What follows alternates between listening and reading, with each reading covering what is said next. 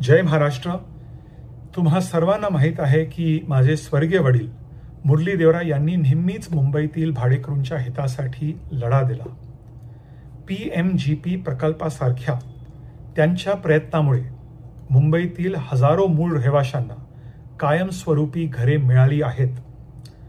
2004 पासून मी मुंबईतील भाडेकरूंच्या हितासाठी लढत आहे। मुंबई ही भारताची आर्थिक राजधानी असल्याचा आज आपल्याला अभिमान आणि खूप गर्व आहे। रिअल एस्टेट डेव्हलपर्स गिरणीच्या जमिनीवर आणि चाळीवर रेसिडेन्शियल आणि कमर्शियल टावर्स, हॉटेल्स आणि मॉल्सचा पुनर्विकास करत आहेत। त्यावर माझा आक्षेप नाही, आय हॅव नो ऑब्जेक्शन। पण रिअल एस्टेटच्या वाढत्या किमतीमुळे मुंबईतील मराठी माणूस हळूहळू शहराबाहेर ढकलला जात आहे, याचे मला दुःख आणि चिंता आहे।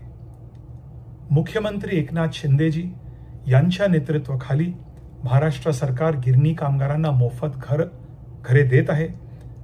मी याचे स्वागत करतो। अखेर त्यांच्या खांद्यावर मुंबई उभारली आहे।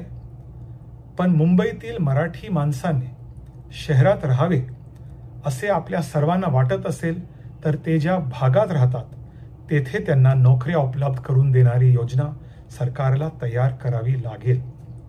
म्हणून मी मुख्यमंत्र्यांना पत्र लिहून चाळीचा पुनर्विकास करण्यात आलेल्या टावर्समध्ये गिरणी कामगारांच्या मुलांना आणि भाडेकरूंच्या मुलांना नोकऱ्यांसाठी फर्स्ट प्रायोरिटी देणारी जॉब्स कोटा योजना तयार करण्याची विनंती केली आहे। मुंबईतील सामान्य माणसाचा एकनाथजींच्या नेतृत्वावर विश्वास आहे। त्यांना माहीत आहे की एकनाथजी सामान्य माणसांच्या वेदना आणि आकांक्षा जाणून घेतात।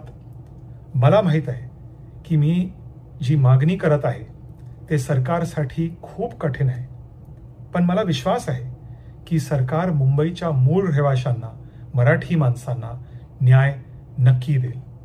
हा व्हिडिओ पाहिल्याबद्दल आणि शेअर केल्याबद्दल खूप खूप धन्यवाद। जय हिंद, जय महाराष्ट्र।